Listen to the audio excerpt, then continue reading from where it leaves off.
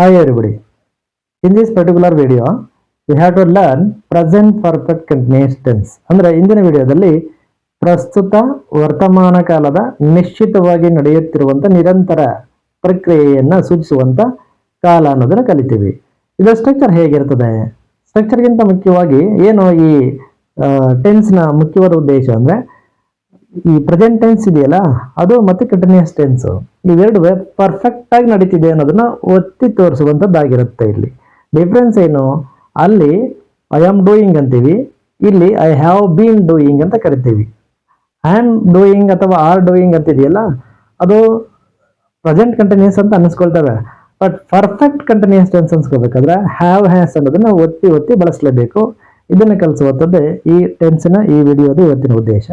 ಬನ್ನಿ ಹಾಗಾದ್ರೆ ಇವತ್ತಿನ ಸ್ಟ್ರಕ್ಚರ್ ಏನು ಅಂತ ನಮ್ಮ ಈ ಎಸೆನ್ಷಿಯಲ್ ಅಂಡ್ ಎಜುಕೇಶನಲ್ ಚಾನಲ್ನಲ್ಲಿ ನೋಡ್ತಾ ಕಲ್ತ್ಕೊಂಡು ಬರೋಣ. ಸ್ಟ್ರಕ್ಚರ್ ಅಲ್ಲಿ ಮೊದಲಿಗೆ ಸಬ್ಜೆಕ್ಟ್ ಬರುತ್ತೆ. ಸಬ್ಜೆಕ್ಟ್ ನಂತರದಲ್ಲಿ have or has plus been plus verb in ING form plus object or complement. ಇದು ಇನ್ನೊಂದ್ಸರಿ ನೀಟಾಗಿ ಹೇಳ್ತೀನಿ ನೋಡಿ. ಫಸ್ಟ್ಗೆ ಸಬ್ಜೆಕ್ಟ್ ಬರುತ್ತೆ. ಸಬ್ಜೆಕ್ಟ್ ಅಂದರೆ ನೇಮಿಂಗ್ ವರ್ಡ್ ಅಥವಾ ಏನೇ ಪ್ರೊನೌನ್ಸ್ ಬರ್ತದೆ. ಇದಾದ್ಮೇಲೆ first person singular plural, second person singular plural ಮತ್ತು ಥರ್ಡ್ ಪರ್ಸನ್ ಪ್ಲೂರಲ್ಗೆ ಹ್ಯಾವ್ ಬಳಸ್ಕೋತೀವಿ. ಆಮೇಲೆ ಥರ್ಡ್ ಪರ್ಸನ್ ಸಿಂಗುಲರ್ ಬಂದಾಗ ಹಿ ಶಿ ಇಟ್ ಮುಂದೆ ಹ್ಯಾಸ್ ಬಳಸ್ತೀವಿ. ಇವುಗಳನ್ನ ಅಂದರೆ ಇವು ಆಕ್ಸಿಲರಿ ವರ್ಬ್ಸು. ಇದಾದಮೇಲೆ ಬಿ ಫಾರ್ಮನ್ನು ಬೀನ್ ಮಾಡ್ಕೋತೀವಿ, ಯಾಕಂದರೆ ಕಂಟಿನ್ಯೂಟಿ ಇದೆಯಲ್ಲ ಅದಕ್ಕೆ. ಇದು ಇರಬೇಕಲ್ಲ ಅದಕ್ಕೂ. ಪ್ಲಸ್ ವರ್ಬ್ ಮಾತ್ರ ಬೇಸ್ ಫಾರ್ಮಲ್ಲಿ ಇರ್ತಕ್ಕಂಥ ಫಾರ್ಮ್ಗೆ ನಾವು INGನ ಆ್ಯಡ್ ಮಾಡ್ಕೊಳ್ತೀವಿ. So verb in ING form. ಎಂಡಿಂಗಲ್ಲಿ at the end of the sentence object ಅಥವಾ ಕಾಂಪ್ಲಿಮೆಂಟ್ ಇರ್ತಕ್ಕಂಥದ್ದು ಈ ಸೆಂಟೆನ್ಸ್ನ ಸ್ಟ್ರಕ್ಚರು. ಇದಿಷ್ಟು ನೆನ್ಪಿಟ್ಕೊಂಡು ಈಗ ನಾವು ಸೆಂಟೆನ್ಸ್ ವೈಸ್ ಇನ್ನೊಂದಿಷ್ಟು ಮನನ ಮಾಡ್ಕೊಂಡು ಹೋಗೋಣ. ಸಿಂಗುಲರ್ಸ್ ಅಲ್ಲಿ ಫಸ್ಟ್ ಪರ್ಸನ್ ಸಿಂಗುಲರ್ ಐ ಬಂದಾಗ ಏನು ಮಾಡ್ತೀವಿ? ಐ ಹ್ಯಾವ್ ಬೀನ್ ವೇಟಿಂಗ್, ನಾನು ಕಾಯುತ್ತಿದ್ದೇನೆ. Once again I have been waiting ಅಂದರೆ ನಾನು ಕಾಯುತ್ತಾ ಇದ್ದೇನೆ. ಏನು ಡಿಫ್ರೆನ್ಸು? ಸಿಂಪಲ್ ಆಗಿ ಹೇಳಿದ್ರೆ ಬರೀ ಪ್ರೆಸೆಂಟ್ ಕಂಟಿನ್ಯೂಸ್ ಟೆನ್ಸ್ ಅಲ್ಲಿ ಐ ಆಮ್ ವೇಟಿಂಗ್ ಅಂತ ಹೇಳ್ಬಿಡ್ತಿದ್ವಿ, ನಾನು ಕಾಯ್ತಾ ಇದ್ದೀನಿ ಅಂತ. ಇಲ್ಲಿ ಏನು ಹೇಳಕ್ಕೆ ಹೊಟ್ಟಿದ್ದೀವಿ? ಐ ಹ್ಯಾವ್ ಬೀನ್ ವೇಟಿಂಗ್ ಅಂದ್ರೆ ನಾನು ಕಾಯುತ್ತಲೇ ಇದ್ದೇನೆ. ಕಾಯುತ್ತಲೇ ಅನ್ನೋದನ್ನ ಒತ್ತಿ ಹೇಳಲಿಕ್ಕೋಸ್ಕರ ಹ್ಯಾವ್ ಅನ್ನೋದನ್ನ ಬಳಸ್ತೀವಿ, ಹ್ಯಾವ್ ಬೀನ್ ಅನ್ನೋದನ್ನ ಬಳಸ್ತೀವಿ. ಹಾಗೆ ಸೆಕೆಂಡ್ ಪರ್ಸನ್ ಸಿಂಗುಲಾರಿಟಿ ಅಲ್ಲೇನಾಗುತ್ತೆ? You have been laughing. ನೋಡಿ ಅಲ್ಲೂ ಕೂಡ ಯು ಮುಂದೆ ಆಕ್ಸಿಲರಿ ವರ್ಬ್ ಆಗಿ ಹ್ಯಾವ್ ಅನ್ನೇ ಬಳಸ್ತೀವಿ. ಯು ಹ್ಯಾವ್ ಬೀನ್ ಲಾಫಿಂಗ್ ಅಂದ್ರೆ ನೀನು ನಗುತ್ತಿದ್ದೀಯಾ. Once again you have been laughing ಅಂದ್ರೆ ನೀನು ನಗುತ್ತಲೇ ಇದ್ದೀಯಾ, ನೀನು ನಗನಾಡ್ತಾನೇ ಇದೀಯಾ ಅಂತ ಹೇಳುವಂಥದ್ದು. ಹಾಗೆ ಥರ್ಡ್ ಪರ್ಸನ್ ಸಿಂಗುಲರ್ ಬಂದ್ರೆ she or she or it, ಇವು ಮೂರು ಕೂಡ ಥರ್ಡ್ ಪರ್ಸನ್ ಸಿಂಗುಲರ್ ಬರುತ್ತೆ ಅಂತ ಗೊತ್ತಿರುವಂತ ಪ್ರೊನೌನ್ಸ್. ಇವುಗಳ ಮುಂದೆ ಹೀಗೆ ಎಕ್ಸಾಂಪಲ್ ತಗೊಂಡ್ರೆ ಹಿ ಹ್ಯಾಸ್ ಬೀನ್ ಸ್ಲೀಪಿಂಗ್ ಅಂದ್ರೆ ಅವನು ನಿದ್ರಿಸುತ್ತಿದ್ದಾನೆ, ಅವನು ನಿದ್ರಿಸ್ತಿದ್ದಾನೆ ಅಂತ ಸಿಂಪಲ್ ಆಗಿ ಹೇಳ್ಬಿಟ್ರೆ ಏನು ಅದು ಪ್ರೆಸೆಂಟ್ ಕಂಟಿನ್ಯೂಸ್ ಆಗ್ಬಿಡುತ್ತೆ. ಹಿ ಹ್ಯಾಸ್ ಬೀನ್ ಸ್ಲೀಪಿಂಗ್ ಅಂತ ಹೇಳಲಿಕ್ಕೆ ಅರ್ಥ ಏನು? ಅವನು ನಿದ್ರಿಸುತ್ತಲೇ ಇದ್ದಾನೆ ಅನ್ನೋದು. ನಾವು ವಾಕ್ಯ ತುಂಬಾ ಲೆಂತಿ ಆಗುತ್ತೆ ಅಂತೇಳಿ ಅವನು ನಿದ್ರಿಸುತ್ತಿದ್ದಾನೆ ಅಂತ ಹಾಕಿದ್ದೀವಿ. ಹಾಗೆ ಶಿ ಪ್ರನೌನ್ ಬಳಸಿದ್ರೆ ಏನು ಬರುತ್ತೆ? She has been singing.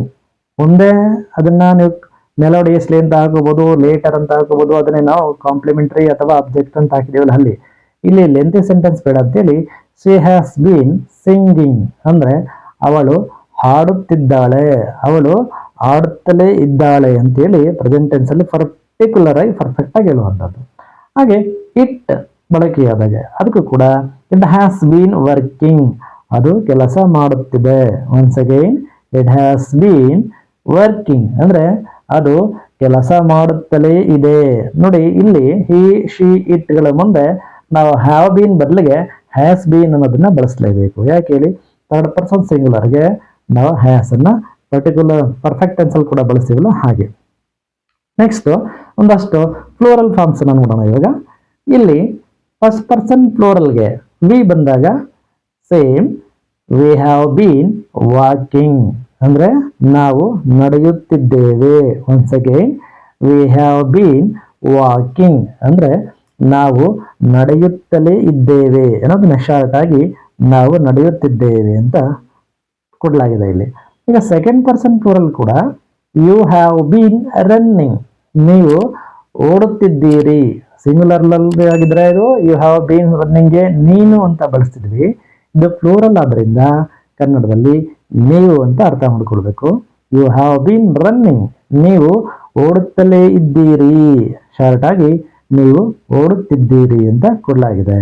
ಹಾಗೆ ಥರ್ಡ್ ಪರ್ಸನ್ ಪ್ಲೂರಲ್ ನಲ್ಲಿ ಏನಾಗುತ್ತೆ, ಅಲ್ಲಿ ಕೂಡ ಹ್ಯಾಸ್ ಬಳಸ್ತಿಲ್ಲ, ಹ್ಯಾವ್ ಬೀನ್ ಅಂತ ಬಳಸ್ತೀವಿ. ಯಾಕೆಂದ್ರೆ ಥರ್ಡ್ ಪರ್ಸನ್ ಆದ್ರೂ ಪ್ಲೂರಲ್ ಇವರು ಯಾರು, ದೇ ಅಂದ್ರೆ ಪ್ಲೂರಲ್ ಫಾರ್ಮ್ ಆದ್ರಿಂದ ದೇ ಹ್ಯಾವ್ ಬೀನ್ ಶೌಟಿಂಗ್ ಅಂದ್ರೆ ಅವರು ಕೂಗುತ್ತಿದ್ದಾರೆ. Once again they have been shouting ಅಂದ್ರೆ ಅವರು ಕೂಗುತ್ತಲೇ ಇದ್ದಾರೆ ಅಂತೇಳಿ. ಅರ್ಥ ಆಯ್ತು ಅಂತ ಅನ್ಕೊಂಡಿದ್ದೀನಿ. ಸೊ ಇಂಪಾರ್ಟೆಂಟ್ ನೋಟ್ ಏನು, ರೂಲ್ ಏನು ಈ ಟೆನ್ಸ್ ಅಲ್ಲಿ ಅಂತಂದ್ರೆ ಐ ವಿ ಯು ದೇ ಇವುಗಳು ಬಂದಾಗ ಇವುಗಳ ಮುಂದೆ ಹ್ಯಾವ್ ಬೀನ್ ಅನ್ನೋದನ್ನ ಬಳಸುವಂಥದ್ದು ವಾಡಿಕೆ ಆಗಿದೆ. ಹಾಗೆ ಹಿ ಶಿ ಇಟ್ ಬಂದಾಗ ಹ್ಯಾಸ್ ಬೀನ್ ಅನ್ನುವಂಥದ್ದನ್ನ ಬಳಸಿದ್ರೆ ಗ್ರಾಮ್ಯಾಟಿಕಲಿ ಮೀನಿಂಗ್ಫುಲಿ ಇಟ್ ಈಸ್ ಪರ್ಫೆಕ್ಟ್ ಅನ್ನೋದನ್ನ ಮತ್ತೊಮ್ಮೆ ನಿಮ್ಗೆ ಹೇಳ್ತಾ, ಪ್ರೆಸೆಂಟ್ ಪರ್ಫೆಕ್ಟ್ ಕಂಟಿನ್ಯೂಸ್ ಟೆನ್ಸ್ ಅನ್ನ ನೀವು ಅರ್ಥ ಮಾಡ್ಕೊಳ್ಳಿಕ್ಕೆ ಈ ವಿಡಿಯೋ ಹೆಲ್ಪ್ ಮಾಡುತ್ತೆ. I hope you like, watch and subscribe this video and also my channel. ಏನಾದರೂ ಡೌಟ್ ಇದ್ರೆ ಕಮೆಂಟ್ ಮಾಡಿ, ಸಜೆಷನ್ ಇದ್ರೂ ಕೂಡ ಕಮೆಂಟ್ ಮಾಡ್ತಾ ಹೋದ್ರೆ ನನಗೂ ನಿಮಗೆ ಹೇಗೆ ಸ್ಪಂದಿಸಬೇಕು ಅಂತ ಗೊತ್ತಾಗುತ್ತೆ. ಮತ್ತೆ ನಿಮ್ಗೇನಾದರೂ ಪರ್ಟಿಕ್ಯುಲರ್ ಆಗಿ ಗ್ರಾಮರಲ್ಲಿ ಏನು ಕಲೀಲಿಕ್ಕೆ ಆಸಕ್ತಿ ಇದೆಯೋ ಅದನ್ನು ನೀವು ಸಜೆಸ್ಟ್ ಮಾಡಿದ್ರೆ ನಾನು ಅದಕ್ಕೆ ರಿಲೇಟೆಡ್ ವಿಡಿಯೋಗಳನ್ನು ಮಾಡಲಿಕ್ಕೆ ಮುಂದಿನ ವಿಡಿಯೋಗಳಲ್ಲಿ ಟ್ರೈ ಮಾಡ್ತೇನೆ.